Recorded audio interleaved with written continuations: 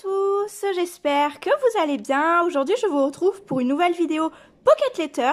Donc je vais vous la présenter bien évidemment avant de l'emballer et vous aurez cette vidéo un petit peu plus tard parce que c'est un thème bonne année et la date d'envoi est maximum au 31 janvier. Donc je préfère vous la poster le 31 janvier au cas où la personne regarde la vidéo et se spoil la Pocket Letter. Donc je vous montre la carte que j'ai faite pour accompagner cette Pocket Letter.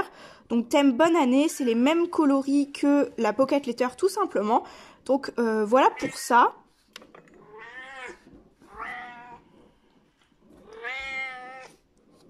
Tu te moques de moi, toi?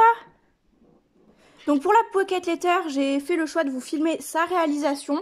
Donc pour ceux qui ne savent pas ce que c'est une Pocket Letter, c'est un système d'échange, de correspondance. Donc c'est un système de correspondance que l'on fait dans les pochettes comme ceci, plastique, style carte Pokémon. Si vous collectionnez un petit peu ça, je pense que vous les reconnaîtrez également. Donc moi j'achète, quand j'achète en lot, donc on a Patapouf, je suis désolée, qui veut absolument voir ce que je fais là.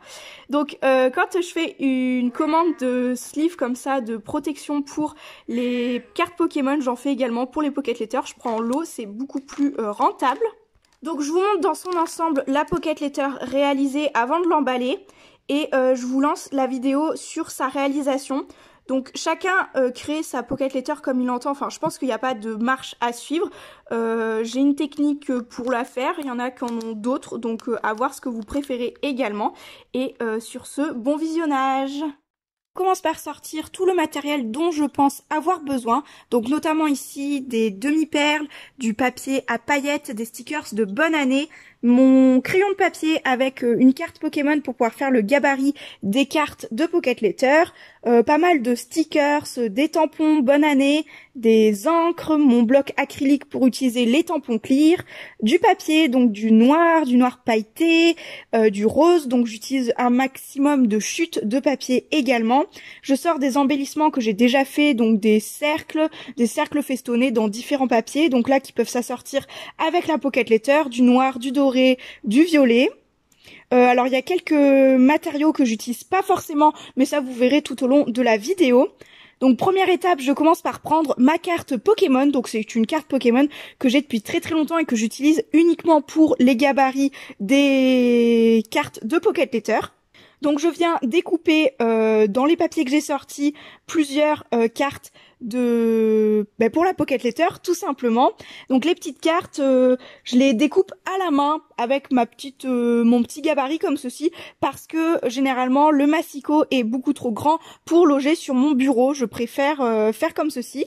Après libre à vous d'utiliser un massicot et de mesurer la carte qu'il vous faut exactement.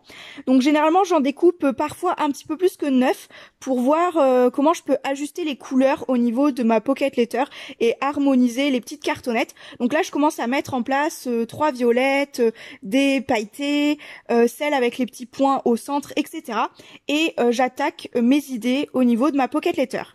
Donc là j'utilise de la twine dorée à mettre autour de la carte du milieu en bas. Donc j'ai pas forcément d'ordre pour faire mes petites cartes. Donc certains commencent par la première pour finir par la dernière. Moi je le fais comme ça vient, comme j'ai envie, comme le feeling passe. Donc là notamment je découpe les petites boucles, je prends un petit cercle violet pour aller avec les autres matchs de couleurs, des petites étoiles, des petits strass. Alors je sors les tampons à côté mais visiblement je m'en sers pas pour cette carte-ci. Je mets des petites étoiles, pas mal de petites choses dorées et dans les tons violets. Ensuite, quand j'ai plus trop l'idée sur cette carte-ci, je la range et je passe à une autre carte. Donc là, je sors également les washi tape. Donc je fais pas forcément d'ordre dans ma Pocket Letter. Là, vous voyez, j'utilise le washi tape pour pouvoir faire le pourtour, juste le bord de ma Pocket Letter.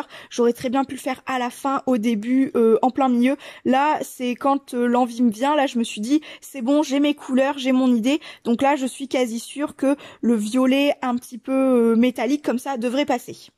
Ensuite, cette fois-ci, je me munis de tampons clear et je crois que c'est une couronne de feuilles avec un bonne année à l'intérieur. Donc comme vous pouvez le voir, j'utilise mon tapis de souris pour mieux tamponner. C'est une astuce que je vous avais fait dans une vidéo scrap mais qui date de 2-3 ans, donc c'est vraiment pas une vidéo, c'est pas la meilleure du monde, mais il me semble que j'en parlais déjà dans cette vidéo. Après la technique est très très connue également quand même. Donc je fais mon petit cercle, etc. Donc là, j'ai bien fait les tampons sur des cartes qui étaient totalement mates, totalement lisses et sans grains, sans paillettes, rien du tout, pour que ça adhère beaucoup mieux. Donc je nettoie toujours mes tampons en cours d'utilisation, donc dès que j'ai terminé, parce que les ranger et les pas nettoyer, c'est quand même une grosse galère. Donc je vous conseille toujours d'avoir un petit pchit et un chiffon pour spécial pour vos tampons, en fait, tout simplement. Donc j'agrémente toujours avec des demi-perles, des strass, donc notamment là des grosses strass un petit peu violets qui viennent de chez Action, qui sont très sympas. D'ailleurs j'ai fini quasiment la planche et je suis dégoûtée parce que j'en ai pas d'autres des roses comme ça. Je dois avoir d'autres couleurs, mais les roses quand même ils sont vraiment très beaux. Ensuite, on reste toujours dans le bas, donc sur la cartonnette noire, c'est un noir pailleté. J'utilise un cercle effet un peu doré et une découpe de bois qui vient de chez Nose et qui est vraiment très belle. Donc c'est une petite horloge vraiment toute mignonne. J'aime beaucoup ces embellissements-ci. Je crois que c'est 79 centimes à Nose il y a pas très longtemps. Je sais pas si on peut encore les trouver, mais vraiment ils sont super chouettes.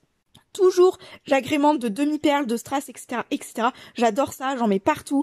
Toujours par numéro de 3 quand je peux, parce que c'est ce qui se marie le mieux. 3 ou sinon un chiffre impair dans le scrap, c'est très sympathique. Ensuite, je monte d'une case, je fais des tamponnages, et puis je me dis, je finis pas la carte, et je passe sur le tamponnage d'autres cartes, enfin voilà, comme vient l'idée. Donc là, on a des petites guirlandes d'étoiles. Je check toujours un petit peu mon téléphone, hein. Franchement, il va falloir un jour se détacher de ce téléphone, quand même. Je repasse sur ma petite cartonnette d'avant, avec des petits sapins. Donc là, c'est des stickers de la marque... Simple Story, il me semble, quelque chose comme ça. Franchement, ils sont magnifiques. C'est un thème hivernal, très beau. J'aime beaucoup. Je m'en suis beaucoup servi à Noël, notamment pour les cadeaux également. Et j'ancre un petit peu avec mon pad violet. Donc le violet ressort très fort au départ, et ensuite ça s'estompe pour bien se fondre dans le papier, tout simplement. Et j'utilise le petit oiseau également. Ensuite, sur l'autre carte où j'ai commencé à tamponner, je rajoute des demi-perles, des étoiles, toujours un petit peu la même rengaine. Je cherche quel sticker je pourrais utiliser ou quel embellissement je pourrais mettre. Donc tant que la vidéo défile, je pense que vous voyez un petit peu comment je procède. Donc je vais vous donner d'autres informations en même temps.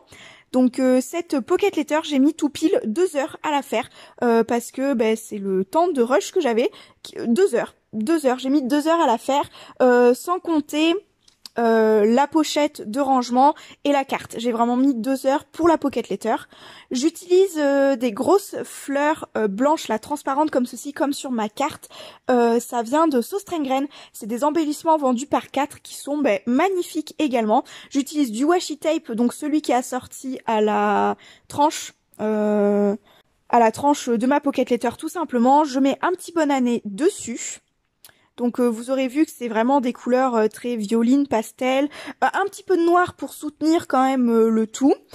J'utilise toujours ces petits stickers très hivernaux. Oui, je pense qu'on peut dire ça comme ça. Toujours plein de strass, de demi-perles et ces petites étoiles. Les étoiles également dorées et argentées que vous pouvez voir notamment là en bas de la vidéo. Ça vient de Sauce Strengren également. C'est vraiment pas très cher non plus. J'ai déjà fait un haul que je vous mets dans le petit i sur des achats à Sauce Strengren. Ils ont des choses très jolies et vraiment à prix très raisonnable si vous voulez un petit peu agrémenter votre scrap. Et je trouve que c'est de plutôt bonne qualité. Franchement, belle découverte. Le Sauce Strengren a ouvert dans ma région il y a très peu de temps. Donc du coup, c'était la première fois que j'allais là-bas. Ensuite, j'utilise toujours mes perforatrices festonnées. Les cercles festonnés, c'est ma vie. Comme certains trucs, je peux pas me passer. Les strass et les cercles festonnés en scrap, je peux pas m'en passer. Je vous avais pas montré, j'ai également fait une petite pochette comme ceci. Moi j'aime bien faire une petite pochette pour tout simplement glisser la pocket letter dedans. Donc pour l'envoi, généralement je trouve ça plus pratique. Donc c'est juste une petite feuille rose comme ceci, donc assortie aux couleurs de la pocket letter. Et il y a écrit bonne année dessus. Et bien voici pour cette vidéo, j'espère que c'est une vidéo qui vous aura intéressé. N'hésitez pas à me dire tout ça en commentaire et je vous dis à très bientôt dans de prochaines vidéos. Ciao!